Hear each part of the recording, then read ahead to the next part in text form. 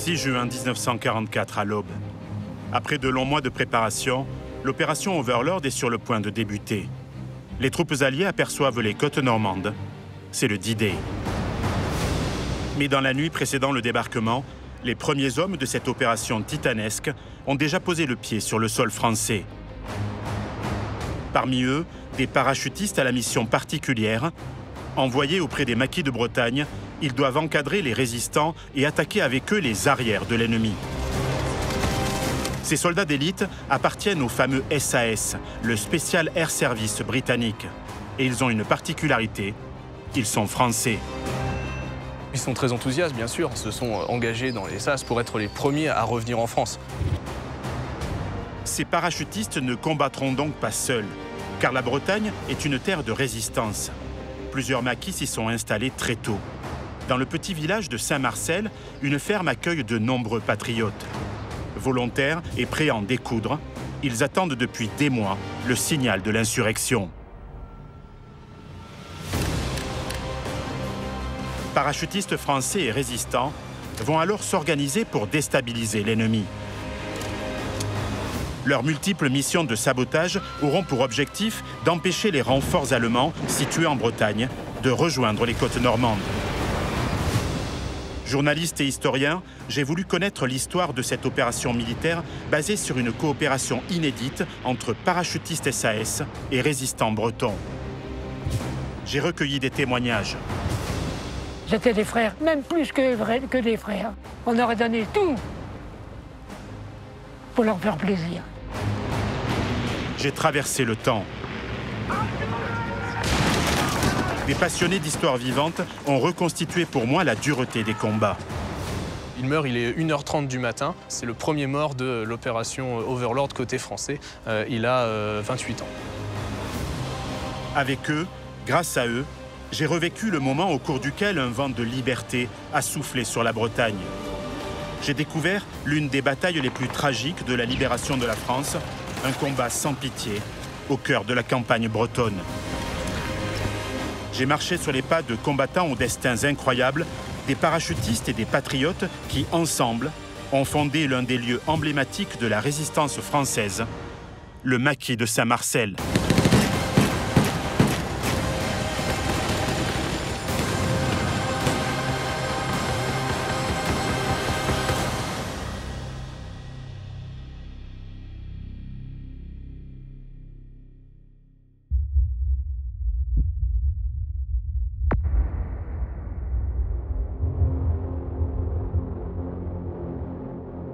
« 5 juin 1944. Des parachutistes français appartenant à la France libre du général de Gaulle sont en Angleterre.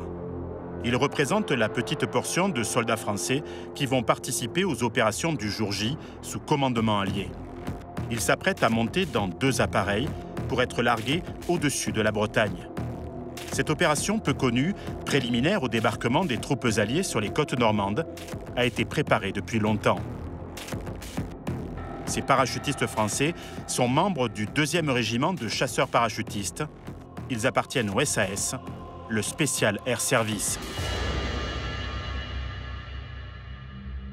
Benjamin Massieu est historien, spécialiste des Français libres, auquel il a consacré plusieurs ouvrages. Benjamin, que sont les SAS dont on parle si souvent ? Alors les SAS, c'est une unité spéciale britannique qui a été créée en Égypte en 1941 par un officier qui s'appelait David Stirling. En fait, Stirling faisait partie des commandos britanniques, mais il trouvait que les opérations commando, c'était quelque chose d'encore trop lourd. Il voulait créer des unités plus flexibles, plus inventives aussi, et il avait eu l'idée de ce Special Air Service. Alors la première opération des SAS, c'était un parachutage dans le désert qui avait viré au fiasco, mais Stirling, justement dans cette idée de s'adapter toujours à la situation, avait eu l'idée de faire opérer les SAS à bord de véhicules pour les infiltrer en traversant le désert derrière les lignes ennemies. Et si je précise ça, c'est important, c'est que les SAS, finalement, c'est pas une unité parachutiste comme une autre. Pour eux, le parachutage, c'est un moyen de s'infiltrer derrière les lignes ennemies, mais c'est pas ce qui définit leur moyen d'action. C'est vraiment une unité de force spéciale au sens moderne du terme. Et pendant la Seconde Guerre mondiale, on va avoir quand même de nombreuses opérations SAS qui vont être menées sans qu'il y ait de parachutage.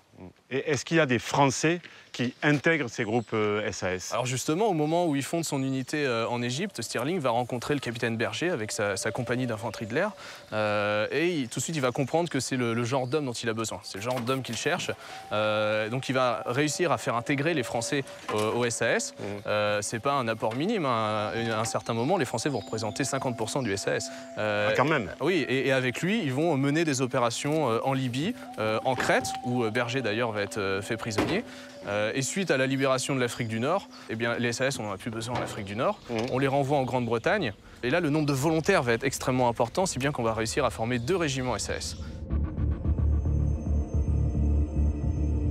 La brigade SAS est formée de 2 régiments britanniques, 2 bataillons français et un escadron belge.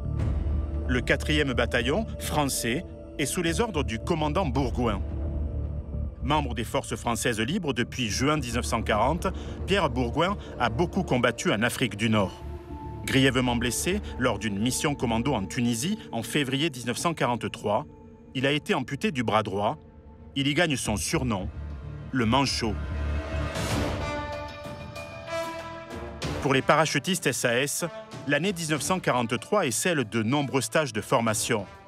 Répartis en STIC, des petits groupes de parachutistes sautant depuis le même avion, ils enchaînent les sauts d'entraînement.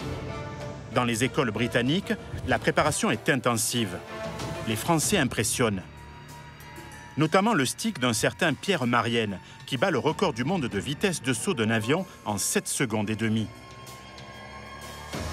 Après des mois d'entraînement, le 22 avril 1944, c'est la consécration.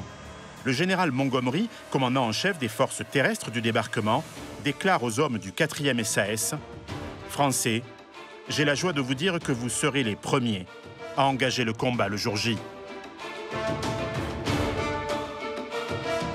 Les SAS seront largués au cœur de la Bretagne occupée. Ils exultent, car la plupart d'entre eux vont retrouver leur terre natale. L'émotion est particulièrement forte chez les combattants originaires de Bretagne. Une région qui a fourni de nombreux combattants à la France libre et qui a été, dès le mois de juin 1940, l'un des grands foyers de résistance à l'occupant nazi.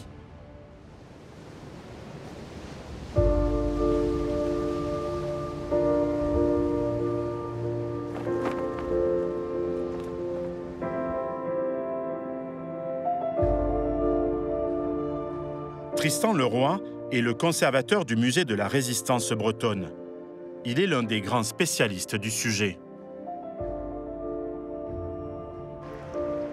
Tristan, au mois de juin 1944, les SAS arrivent en Bretagne. Ils sont accueillis par la résistance. Mais depuis quand cette résistance bretonne est-elle en place? En réalité, la résistance bretonne est très précoce. Elle débute avec l'arrivée de l'armée allemande. L'armée allemande est à Rennes le 18 juin 1940. Elle est à Brest 2 jours plus tard. Donc la péninsule armoricaine est envahie très rapidement. Et immédiatement, les premières velléités de résistance et d'insoumission naissent chez les Bretons. C'est une résistance qui est instinctive, réflexe, qui est immédiate. Une sorte de rejet de l'occupant et qui va se matérialiser de 2 façons. D'une part, les départs très nombreux vers l'Angleterre, puisque la Bretagne est un peuple de marins, donc ils ont un certain nombre des flottilles de bateaux de pêche à leur disposition, et donc naturellement, ils vont embarquer pour l'Angleterre et ils vont former le premier embryon de ce qui va devenir la France libre. Ils vont à un moment représenter pratiquement le quart des troupes de la France libre, donc c'est assez conséquent. Et puis en Bretagne occupée, de l'intérieur, il y a aussi très vite des velléités de résistance, des gestes de mauvaise humeur qui coûtent d'ailleurs très précocement la vie à de nombreux Bretons. Et cette résistance, d'abord un peu déstructurée, individuelle, va se structurer progressivement pour faire émerger vraiment une résistance qui va pouvoir lutter efficacement contre l'armée allemande. Très vite, des réseaux de résistance s'organisent et des agents parachutés par Londres repèrent des DZ, des drop zones, des zones de largage afin de fournir des armes et du matériel aux premiers maquis cachés dans les fermes isolées et dans les forêts de la péninsule armoricaine. Le 23 mai 1943, un premier parachutage d'armes et de munitions a lieu près du petit village de Saint-Marcel, sur une vaste drop zone repérée par un agent de la France libre. C'est la drop zone Baleine, située près de la ferme de la Nouette. progressivement, la ferme de la Nouette, qui est située sur la commune de Serran, limitrophe de la commune de Saint-Marcel, va devenir, du fait de la complicité des fermiers, de la famille Pondard, on ne répétera jamais assez l'importance de ces complicités locales qui ont permis à ce camp d'exister sans que l'ennemi soit alerté. Et donc progressivement, cet endroit est devenu un peu comme une évidence avec cette zone de largage, avec cette ferme, avec ces complicités locales. Le camp de Saint-Marcel, en fait, est identifié par la résistance du Morbihan comme un point de fixation et un maquis mobilisateur avant même que les parachutistes SAS de la France libre ne s'y rendent. Dans le reste de la Bretagne, les parachutages s'accélèrent. La résistance locale est de mieux en mieux armée. Pour le haut commandement allié, les résistants bretons, encadrés par les SAS français, devront monter des missions de destruction et de diversion sur les arrières de l'ennemi au cours des opérations liées au D-Day. Le 6 juin 1944, les Alliés ont prévu de débarquer sur 5 plages de Normandie. Les premiers SAS seront parachutés quelques heures auparavant dans 2 zones distinctes de la péninsule bretonne. La région compte environ 150 000 soldats allemands issus d'unités différentes. Les forces de la Wehrmacht regroupent plusieurs divisions d'infanterie et 2 divisions de parachutistes, les Fallschirmjäger. Ces forces peuvent être dépêchées en Normandie en quelques jours seulement.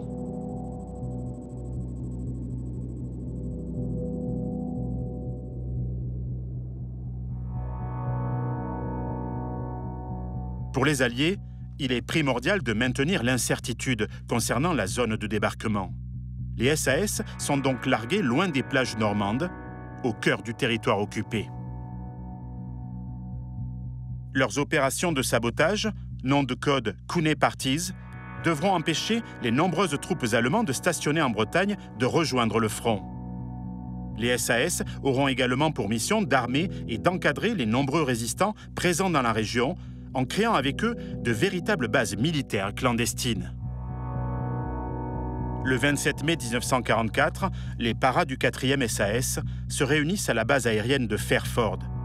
C'est le moment des derniers préparatifs, notamment la constitution de leur lourd paquetage.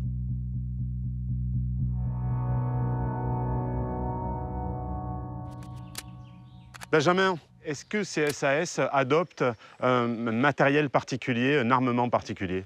Alors, on voit ici un exemple de SAS français. Donc, l'armement, en fait, ils ont le choix. Ils peuvent prendre du matériel britannique ou du matériel américain. Donc, ici, la carabine USM-1. Ils ont les vestes camouflées également. Le béret qu'on retrouve ici. Ce qui est intéressant, c'est que l'insigne, c'est l'insigne des parachutistes britanniques dont ils ont cassé la couronne, en fait. Alors, ils n'ont pas encore le béret amarante qui va devenir célèbre, leur fameux béret rouge. Et alors, ils ont énormément de matériel. On leur donne énormément de matériel. On prévoit pour tout. On leur donne même des toiles de tente, on leur donne des sacs de couchage. Bon, tout ça, ils ne vont pas le prendre. On leur donne du matériel d'évasion, si jamais ils sont capturés. Donc, un mouchoir de soie avec une carte de France, une boussole dans un bouton. On leur donne également un flacon avec un extrait d'odeur humaine qui doit leur permettre de semer les chiens pisteurs. C'est presque des gadgets d'agents secrets. C'est ça, complètement. Les Britanniques ont retenu les expériences de leurs agents du SEE et ils équipent les SAS qui opèrent derrière les lignes ennemies en conséquence. Mais alors, ils ont un matériel qui est tellement important qu'ils vont devoir choisir. D'ailleurs, ils passent plusieurs jours à sélectionner le matériel qu'ils vont garder et emmener avec eux. Et Julien Devise, qui est un des radios qui est largué le 6 juin, dit qu'après avoir gardé ce qu'il pensait être le strict nécessaire, son kit-bag faisait encore 50 kilos. Donc c'est dire la quantité de matériel qu'ils emmènent avec eux. En termes d'armement, je suppose qu'ils ont avec eux un armement plutôt léger. Alors oui, donc des carabines. On va trouver également la patchette. La patchette, il y en a à peu près une trentaine. C'est une arme spéciale qui est totalement nouvelle que le commandant Bourgoin a réussi à récupérer pour les SAS. C'est une arme qui est légère, qui est fiable. Elle est tellement en avance sur son temps en fait que ça va devenir l'arme de dotation dans l'armée britannique une dizaine d'années seulement après le débarquement. Quel est l'état d'esprit de ces Français au moment où ils vont sauter en France? Alors ils sont très enthousiastes, bien sûr. Beaucoup d'entre eux, ils se sont engagés dans les SAS pour ça, pour être les premiers à revenir en France. Donc ils sont très contents, mais il ne faut pas non plus oublier faut pas non plus cacher que certains officiers étaient inquiets de la stratégie qui avait été décidée par l'état-major allié. Cette idée de les grouper longtemps derrière les lignes ennemies, ça allait vraiment à l'encontre de la doctrine d'emploi des SAS. Ouais. C'est le hit and run, c'est on frappe et on disparaît. Ouais. Là, faire un regroupement de SAS, c'était vraiment quelque chose qui les inquiétait. Ouais. Et d'ailleurs, sur les 4 chefs de stick qui sont largués le 6 juin, on en a 2, Botella et Marienne, qui sont très inquiets, qui considèrent que c'est du suicide. Ouais. Et à la veille du parachutage, Marienne va dire à Desplantes, je pense que les Fritz vont nous recevoir et je pense qu'on y restera. 5 juin 1944, début de soirée. C'est l'heure. Les parachutistes sont prêts. Sur le tarmac de Fairford, ils découvrent les appareils qui les transporteront jusqu'en Bretagne, 2 bombardiers Short Stirling. Entré en service en 1941, le Short Stirling est le premier bombardier lourd quadrimoteur britannique de la Seconde Guerre mondiale. Ces 4 moteurs en étoile Bristol Hercule II de 1650 chevaux chacun le propulsent à la vitesse de 454 km/h. À cause de ses ailes réduites, il ne peut pas dépasser 5100 mètres d'altitude. Mais sa grande manœuvrabilité lui permet d'être utilisé pour les largages de parachutistes et de matériel partout en France. Sa particularité, pas de porte, mais un trou pour sauter, surnommé la baignoire. À 23 h, ce lundi 5 juin 1944, les 36 parachutistes français, regroupés en 4 sticks sous les autorités des lieutenants Marienne, Desplantes, Botella et Deschamps, prennent place à bord de leurs engins. Puis ils décollent, direction la France.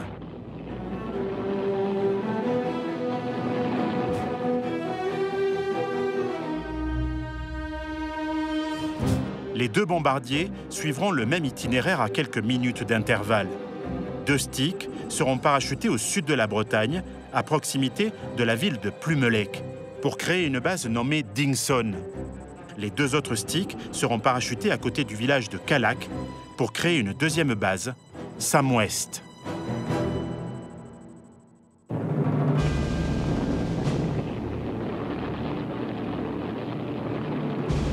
Durant la traversée, les parachutistes assis dans la carlingue assistent à un spectacle exceptionnel. Le SAS Henri Desplantes se souvient. Par les hublots, nous pouvons distinguer par le beau clair de lune les silhouettes de l'immense armada qui vient de quitter la côte anglaise. Quelle impression de force irrésistible! L'opération Overlord est en marche. Minuit 45. Les avions sont au-dessus de la France. Soudain, la trappe de la baignoire s'ouvre. La lumière rouge vire au vert, c'est le signal. Les parachutistes des 4 sticks se jettent dans le vide à quelques minutes d'intervalle. Les SAS sautent blind, en aveugle, sans aide à leur atterrissage. Aucune liaison n'a été prévue avec la résistance afin de préserver le secret de l'opération. Il faudra improviser sur place pour établir le contact. À plus de 200 km des plages du débarquement, dans un environnement hostile, ils devront se débrouiller seuls, du moins au début.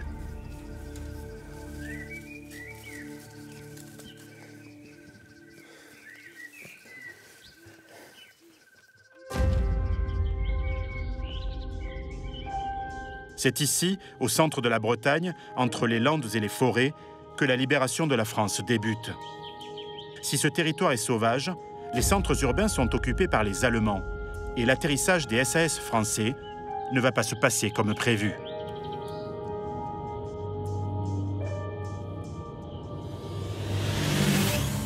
Les sticks de Botella et Deschamps atterrissent avec succès dans leur drop zone, à proximité de la forêt de Duhaut.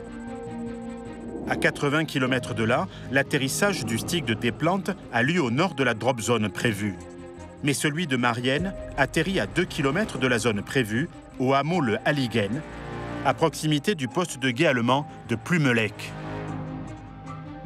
Cette erreur de largage aurait pu être sans conséquence. Hélas, les SAS sont tombés à seulement 800 mètres du moulin de la Grée que les Allemands ont transformé en poste d'observation. Les guetteurs allemands aperçoivent ce qui se trame et donnent aussitôt l'alerte. Les hommes de Marienne sont en danger. Benjamin, le stick de Marienne sera le premier à fouler le sol français. Comment se passe ce parachutage? Alors, à première vue, il se passe plutôt bien. Bon, ils sont largués à 2 km du point prévu, mais c'est une marge qui est acceptable et ils ne sont pas trop éparpillés. Ils sont à peu près dans ce secteur, autour des champs ici. Et ils vont se rassembler ici. Marienne va se poster... Ici même? Voilà, au niveau de ce bosquet, Marienne va se poster avec une petite boule phosphorescente qui permet à ces hommes de le voir très rapidement. Donc tout le groupe se réunit ici, au niveau de ce bosquet. Et on se rend compte tout de suite qu'il manque la malle du capitaine Hunter Hughes qui était destinée à la résistance. Il y avait 100 000 francs, donc il va falloir les retrouver, ces 100 000 francs. Alors donc Marienne décide de laisser les radios ici qui ont du matériel assez lourd. Donc Sauvé, Jourdan et Étriche restent ici et il leur adjoint le caporal Bouétard qui a un armement un peu plus conséquent en protection et ils doivent attendre que le reste du stick aille ratisser dans la nuit les environs pour essayer de retrouver cette fameuse malle. Sauf que ce qu'ils ne savent pas, c'est que les Allemands qui sont au Moulin de la Grée les ont repérés. Donc ils ont donné l'alerte et il y a des Allemands, en fait ce sont des Géorgiens et des Ukrainiens en relais dans l'armée allemande qui arrivent, qui les encerclent. Ils sont à peu près 150. Donc le combat s'engage, 150 contre 4, c'est inégal. Les Français sont bientôt à court de munitions. Et Bouétard, en tentant de détruire les postes radio, parce qu'il sait qu'ils vont être capturés, ils vont être faits prisonniers, va être blessé et les soldats allemands vont venir l'achever. Il meurt, il est 1h30 du matin à peu près, c'est le premier mort de l'opération Overlord côté français, il a 28 ans. Donc on peut dire que ça se passe plutôt mal pour le stick de Marienne. Qu'en est-il du stick de Desplante? Alors pour Desplante, les choses vont être aussi assez compliquées puisqu'il y a un contretemps dans l'avion qui fait qu'ils vont être largués à 8 km de la zone prévue. Donc ils atterrissent dans un secteur qu'ils ne reconnaissent pas. Donc Desplante va se mettre à la recherche d'un point de repère et c'est seulement à 5 h du matin qu'il va tomber sur une habitation où il va là réaliser où il est réellement. Sauf qu'à 5 h du matin, le jour commence à se lever. Il est trop tard pour rejoindre Marienne. Donc il va décider de poster ses hommes dans les fourrés pour passer la journée et puis le soir ils se mettront à la recherche du groupe de Marienne.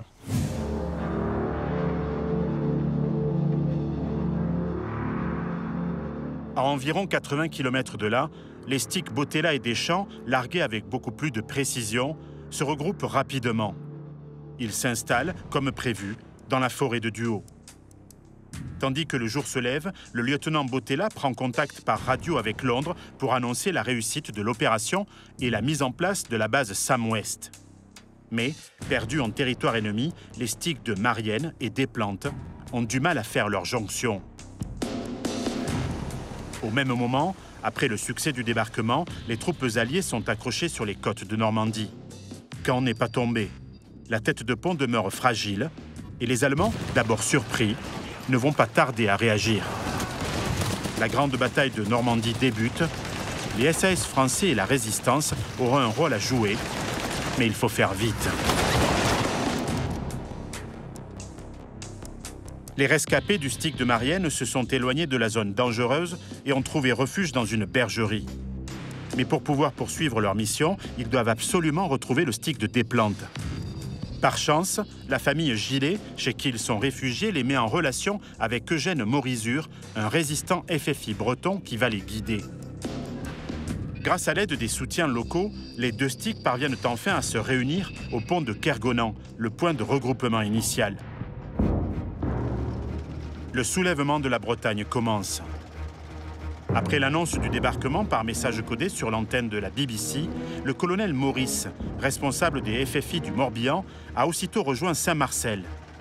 Depuis son poste de commandement, installé dans la ferme de la Nouette, il a lancé un ordre de mobilisation générale. Des centaines de jeunes volontaires se sont déjà présentés au maquis.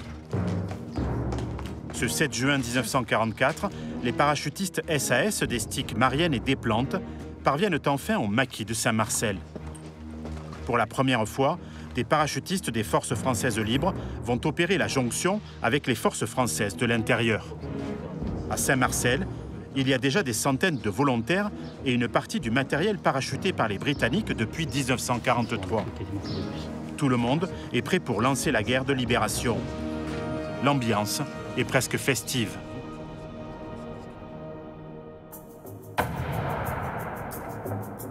Le lieutenant-colonel Jean-Christophe est historien militaire et formateur au sein de l'armée de terre.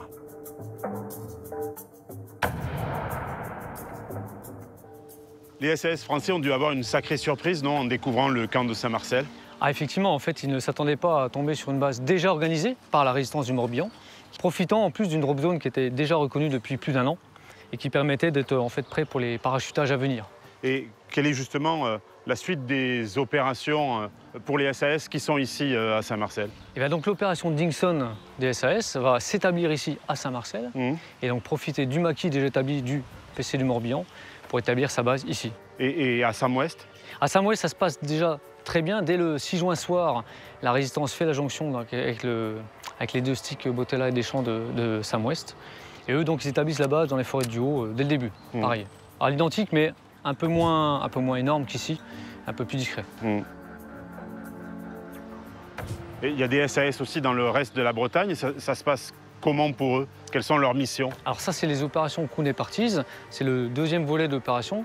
Une fois les deux bases établies, on balance donc les opérations Kuhne Parties qui ont pour objectif de faire péter 18 objectifs de voie ferrée pour bloquer en fait le déplacement des troupes entre la Bretagne et la Normandie. Ces opérations vont être déclenchées par message radio dans la journée du 7 juin. Vont être déposées sur le sol breton dans la nuit du 7 au 8. Et au bout de 2 jours, les 18 opérations qu'on est parties sont une véritable réussite. Les 18 objectifs de voie ferrée sont détruits.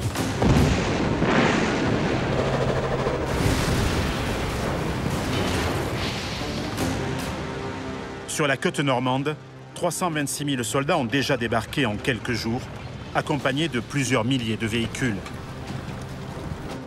Autour de Caen, les Canadiens se battent d'arrache-pied face à la 12e division blindée SS Hitler-Jugend. Dans le bocage normand, les combats sont rudes. Les troupes allemandes, embusquées dans les chemins creux et derrière les haies, freinent considérablement la progression des Alliés.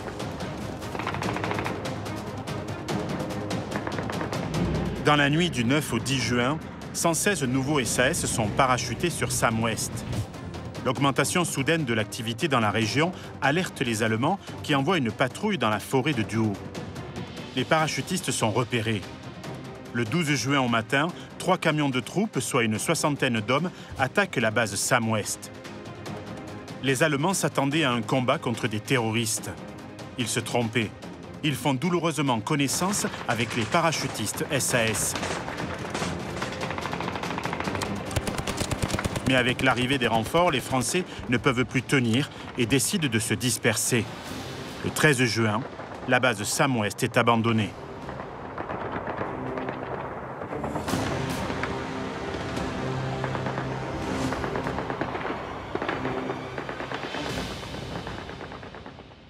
Qu'est-ce qui se passe pour les SAS qui quittent la base Sam-Ouest? Donc 2 options vont s'offrir à eux. La première, c'est de rester sur place pour continuer à armer et former les maquis avec lesquels ils ont des affinités. Ce qui va se passer avec le corps Franc-Tito ou encore le maquis de Couette-Malouenne, près de Saint-Brieuc. Deuxième option, de répondre aux ordres du commandant Bourgoin, de rejoindre la base Dingson à Saint-Marcel. Mais là, ils vont faire des kilomètres dans la lande bretonne. Tout à fait. Et donc ils vont utiliser les fameux chemins creux comme celui dans lequel nous sommes pour progresser essentiellement de nuit, voire de jour, pour arriver à temps. Et pour les derniers, ils vont arriver le matin de la bataille, le 18 juin.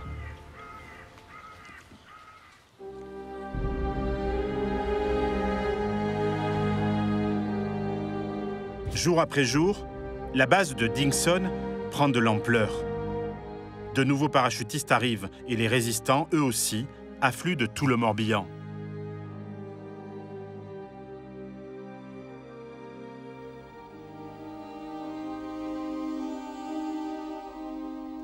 Comme beaucoup de jeunes de la région, Marcel Bergamasco a rejoint la Résistance. J'ai eu l'honneur de le rencontrer.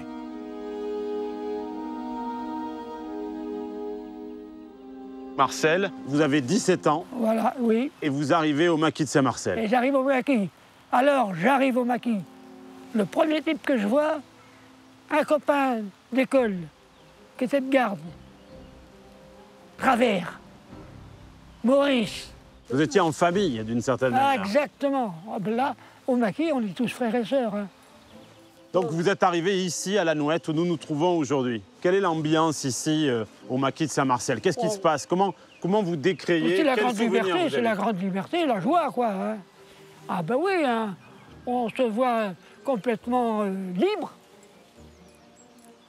Et avec une migrette dans les bras, on est fort. C'est la fête, quoi. Hein. Vous étiez heureux, Très. vous sentiez que la liberté arrivait, que la Ah oui, libération oui, de la pour nous, Bretagne allait se c'était- faire. Ah oui, j'aurais donné n'importe quoi pour connaître la liberté, ben là, je l'ai connue. Hein. Est-ce que vous vous souvenez de votre première rencontre avec les SAS? Est-ce que les SAS français, Ah quand oui. ils sont arrivés, est-ce que vous vous souvenez de ça? Est-ce que vous pouvez me raconter quand les SAS français sont arrivés et quand vous les avez rencontrés, vous, Ah. pour la première fois? Ah ben on s'est embrassés. Là, on s'est embrassés. Là, mais eux, de leur côté, ils embrassaient la terre et tout. Ils avaient apporté des friandises, du chocolat, des gâteaux, du whisky. Oh, C'était des retrouvailles entre des frères, d'une certaine manière? absolument, c'était des frères. Plus que ça, même plus que des frères. On aurait donné tout pour leur faire plaisir. Et eux en faisaient autant de leur côté. Mais quand je partais en mission avec eux, tout juste, s'ils ne se fâchaient pas entre eux pour partir avec moi. Le fichier était là, un tel, hop, pas d'autre. Et des fois, il y avait un qui arrivait ou deux à sauter dans le camion par l'autre côté. Ils ne les voyaient pas partir. Ils partaient, ils venaient. En plus, c'était des hommes adroits et tout. Hein. Ah, on voyait qu'ils avaient de l'entraînement. Hein. Pour les suivre au début, j'avais du mal. Hein. Pour les SAS, il devient urgent d'armer les résistants, de plus en plus nombreux, et de réorganiser le camp en conséquence. Le colonel Maurice, chef des FFI du Morbihan, a l'autorité sur les maquisards. Du côté des SAS, c'est le lieutenant Marienne qui est aux commandes. Il est en relation constante avec le reste du bataillon, encore installé en Angleterre. Il coordonne les parachutages. Le 8 juin 1944, Marienne envoie un message radio au commandant Bourgoin. Et pris contact avec Résistance, suit au quartier général. Gros succès. 3500 hommes en formation régulière vous attendent. La situation se présente bien pour acheminer le reste du bataillon en Bretagne.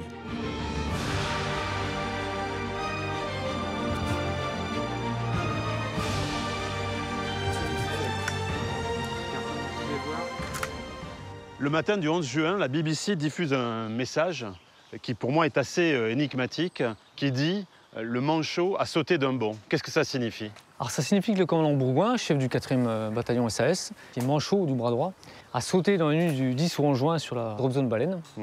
Alors avec un petit cadeau fait par les Britanniques, avec un parachute tricolore, bleu, blanc, rouge.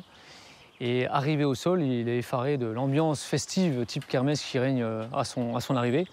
Tout le monde était au courant qu'il allait arriver, qu'il y avait 40 personnes de son bataillon qui étaient en même temps parachutées, plus des conteneurs. Donc il assiste à des scènes avec femmes, enfants, vieillards et résistants qui viennent aider à récupérer les conteneurs et qui en plus, par la même occasion, s'empressent de dépecer son parachute pour avoir un souvenir de la soirée. Jusque-là, c'est un petit peu la fête. Qu'est-ce que l'arrivée du chef de bataillon va changer dans l'organisation du camp? Alors c'est réellement la prise de commandement par une force armée militaire SAS. Et donc le commandant Bourgoin va prendre le commandement avec son adjoint. Et il va donc commencer à recruter, nommément, avec des faux noms peut-être, visite médicale, distribution de brassards, distribution d'armement, tombé avec les conteneurs et les munitions, grenades, etc. Et une espèce d'incorporation qui se poursuivra après par l'instruction militaire de ces jeunes au niveau du maniement des armes. Et in fine, pour les mettre en position tout autour du camp de Saint-Marcel, ce premier réduit breton. Et donc l'aventure commence.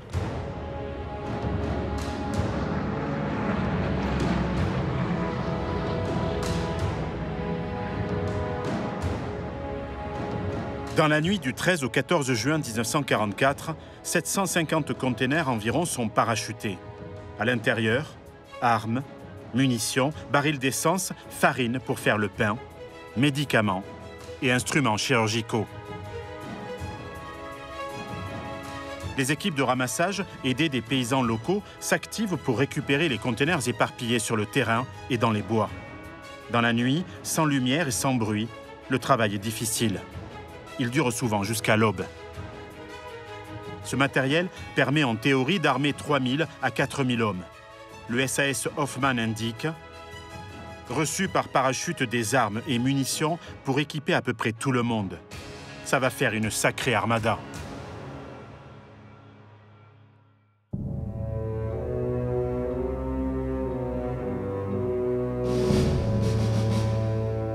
La base Dingson fait le plein.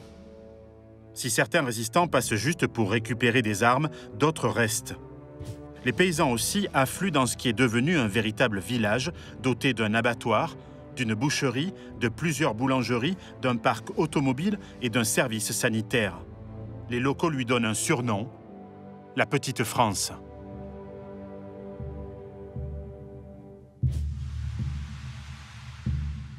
Mais les Allemands ne sont pas dupes. Même si leur priorité reste l'envoi des troupes vers la Normandie, ils décident de patrouiller dans les environs afin de mettre un terme aux agissements des terroristes.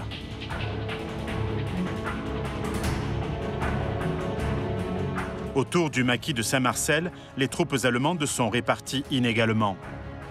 Les régiments installés à Séran et Roque-Saint-André sont assez légers. Les unités les plus solides sont plus éloignées, à Vannes et à Questembert. Mais un groupement important est installé à Pleucaduc, à quelques kilomètres des positions françaises. Dans la région, de plus en plus souvent, des patrouilles allemandes tombent sur des maquisards et des SAS. Des combats s'engagent. Le 15 juin, une reconnaissance aérienne allemande révèle la constitution d'un camp dans la forêt près du village de Saint-Marcel. Même si les services de renseignement du Reich ne connaissent pas l'importance de cette base, l'étau se resserre. Suite à la dispersion de la base Sam-Ouest, Bourgoin décide la création d'une nouvelle base, Grog. Henri Desplantes quitte alors Saint-Marcel pour s'installer à proximité, non loin de Pontivy. Il est accompagné de parachutistes et d'un groupe de maquisards. Dans le même temps, des agents de liaison comme Marie Krebs, dite Marie-Claire, 20 ans, permettent de maintenir le contact entre Dingson et Grog. Ils font aussi des allers-retours entre les membres des Kuné Parties et le maquis de Saint-Marcel. De nombreux messagers clandestins vont et viennent, enfourchent leurs vélos et partent dans toutes les directions pour emporter les messages au péril de leur vie.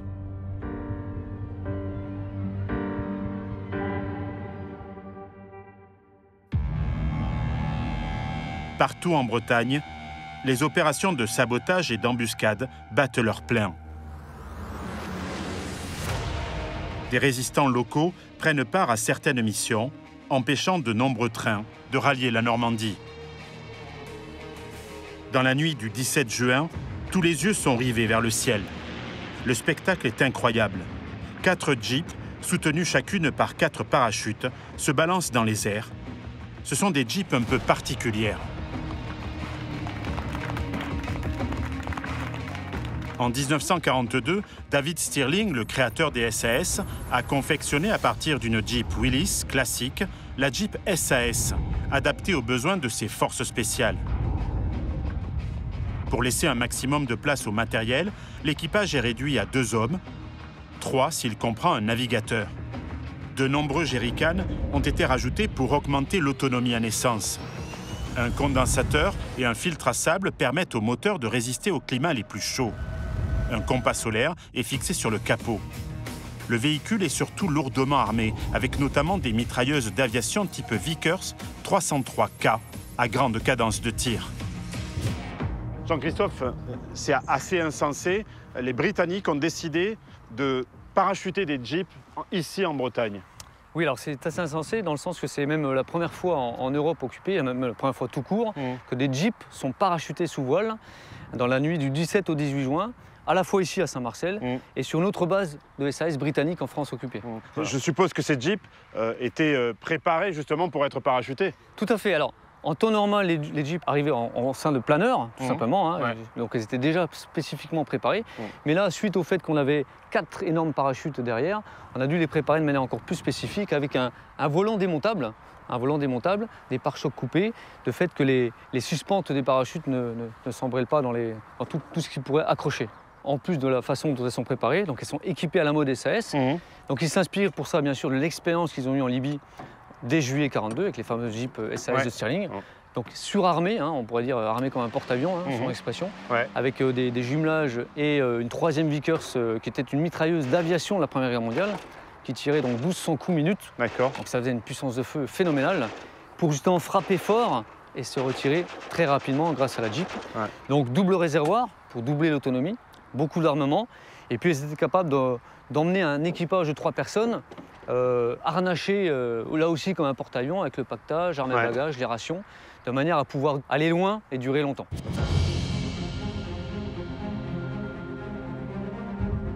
Le camp est alors parfaitement organisé. Il couvre une zone de 500 hectares à quelques centaines de mètres du centre du village de Saint-Marcel. La drop zone Baleine est située à l'extrémité nord-ouest du camp. Les entrées principales sont protégées. Le camp est défendu de toute intrusion allemande par plusieurs points d'appui. Le capitaine Laralde installe son PC à Sainte-Geneviève, le commandant Bourgoin et le colonel Maurice ont leur PC dans la ferme de la Nouette. Le maquis est alors à son apogée. L'ambiance est irréelle. Un vent de liberté souffle sur la Bretagne. Mais l'établissement d'une base aussi importante ne peut pas passer inaperçu. Les Allemands sont au courant d'un rassemblement important à Saint-Marcel. Mais s'attendent-ils à y trouver une armée organisée composée de résistants revanchards et de parachutistes prêts à en découdre?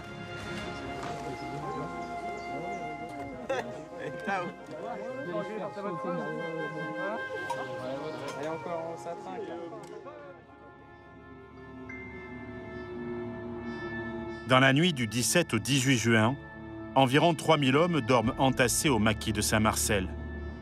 Ils n'auront jamais été aussi nombreux. Ils ne le savent pas, mais ce sont leurs dernières heures ici. Car cette nuit-là, des SAS sont parachutés par erreur à la gare du Roc-Saint-André. Les Allemands, après les avoir repérés et arrêtés, décident de patrouiller dans la région. 2 voitures de la Feldgendarmerie, des tractions avant, avec chacune 4 hommes à bord, prennent la route traversant le maquis de Saint-Marcel. Sur leur chemin, à la ferme des Hardy Béélec, un barrage et 2 postes de garde sont installés. Il est 4h30 du matin, ce 18 juin 1944, quand les 2 tractions avant arrivent aux portes du maquis. Elles sont immédiatement repérées par les Français. Le combat s'engage. C'est le début de la bataille de Saint-Marcel. Le parachutiste Pierre Pams tire une roquette avec son Piat. Le véhicule allemand explose. Les Allemands sont acculés, mais l'un d'entre eux réussit à s'enfuir. Tristan, que se passe-t-il après le premier accrochage? Eh bien, après ce premier accrochage, qui a d'ailleurs laissé déjà 3 FFI sur le carreau, les 3 feldgendarmes survivants du premier accrochage sont amenés ici en tant que prisonniers et ils sont amenés exactement à l'endroit où nous nous trouvons, c'est-à-dire dans les quelques vestiges qui restent de la première ferme de la Nouette.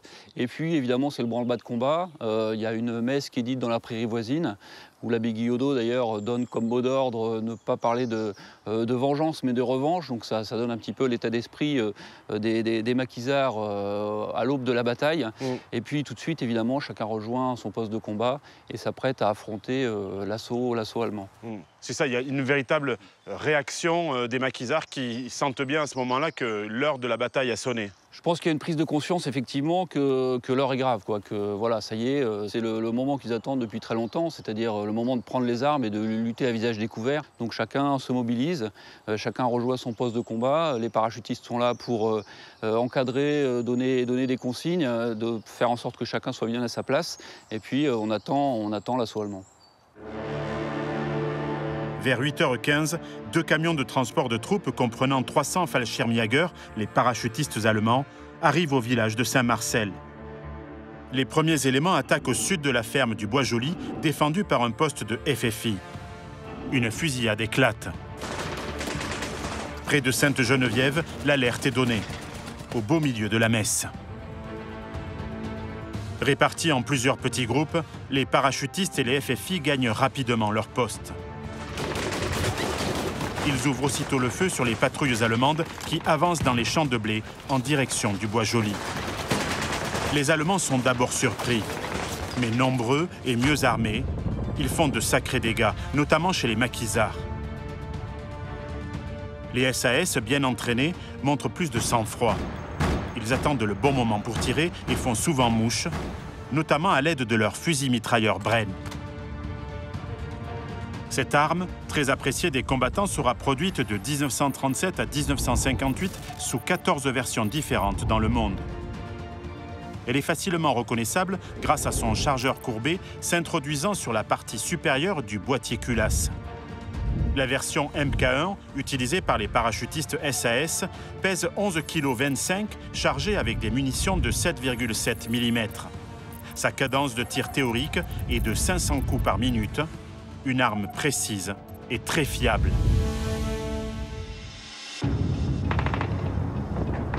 La matinée n'est qu'une série d'attaques et de contre-attaques. Les défenseurs de Saint-Marcel sont impressionnants face à des Allemands souvent pris de court, mais jamais battus. Le combat est violent. À 9h30, les Allemands atteignent la ferme du Bois-Joli, mais une contre-attaque les oblige à se replier vers Saint-Marcel. Vers 10h, 2 compagnies allemandes attaquent entre le Bois-Joli et le manoir de Sainte-Geneviève. Appuyés par des tirs de mortier, les Allemands progressent jusqu'à la bâtisse, où ils pensent trouver le poste de commandement ennemi.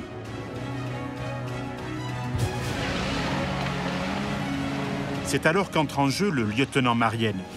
Il prend place à bord d'une Jeep et rejoint la zone de combat. Dans la fumée, le feu et la bagarre, il se montre particulièrement impressionnant.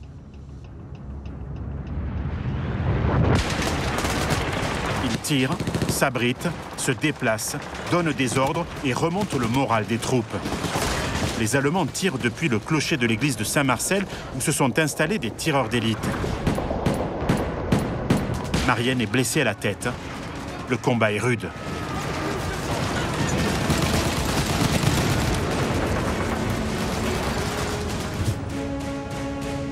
Les 300 parachutistes allemands sont maintenant soutenus par 3 commandos de chasse de la 275e division d'infanterie, un groupement du bataillon d'infanterie de Géorgiens, ainsi que par des éléments du 17e génie de forteresse. À 14h, ils étendent leur attaque au nord-est de Sainte-Geneviève et vers le sud, au château des Hardy-Bellec. L'engagement est total et ils parviennent à prendre la ferme du Bois-Joli. Mais à 15h, un groupe d'avions alliés, des Thunderbolts, arrive en sauveur et mitraille les ennemis, notamment au manoir Sainte-Geneviève.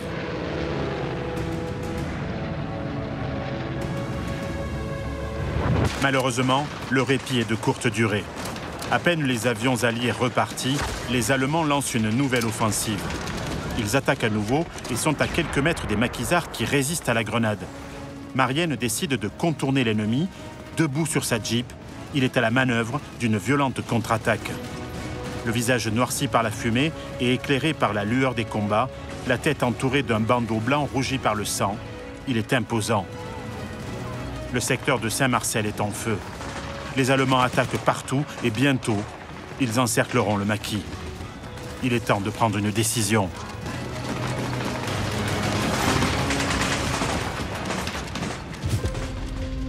Vers 19h30, les Allemands reprennent l'offensive.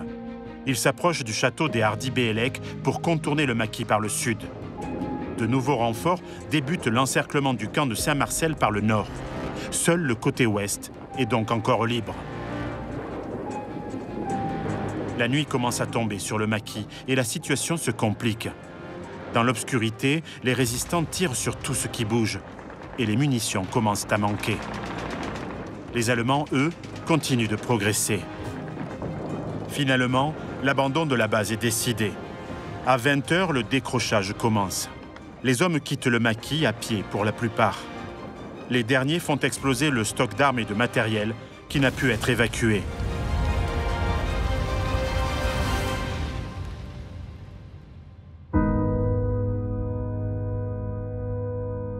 Après cette bataille épique, ça n'est fini du maquis de Saint-Marcel et de la base Dixon. Son histoire aura été exceptionnelle par son ampleur, avec la présence d'un demi-bataillon SAS encadrant près de 3000 résistants. Saint-Marcel est à ce jour le lieu du plus grand parachutage allié en France occupée.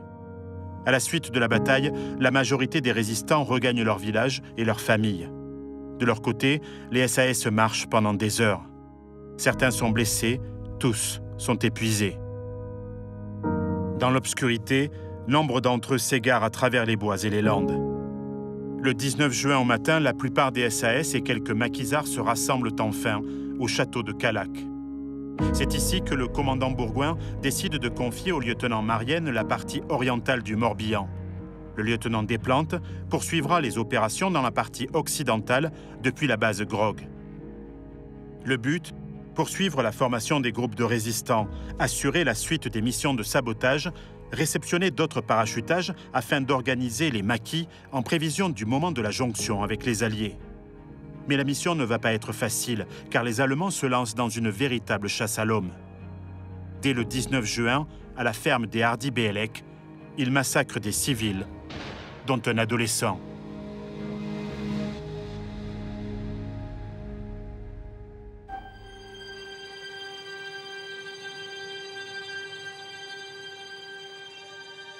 Dans ce climat de terreur, les parachutistes poursuivent leur mission avec les Allemands à leur trousse. La chasse est impitoyable et la situation est vite critique. L'adjudant-chef Hoffmann écrit « Mardi 20 juin, crevé de fatigue. J'ai fait une quinzaine de kilomètres à pied la nuit dernière, chargé comme un bourricot. Je dors à la belle étoile, sous une pluie battante, trempée comme une soupe. J'ai senti le désespoir m'envahir et crains de ne plus être en état de vigueur suffisant pour tenir le coup. »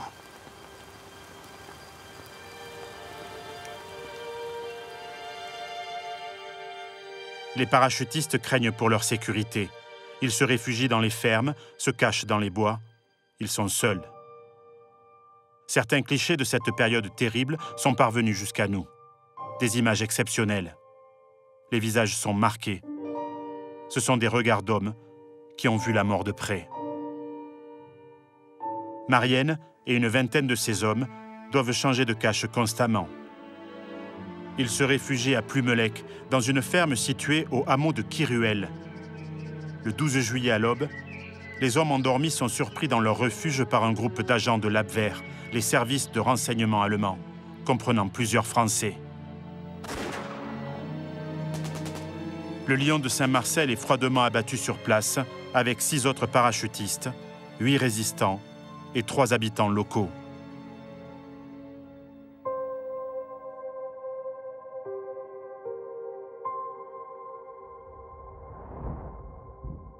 L'été 1944 aura été terrible en Bretagne.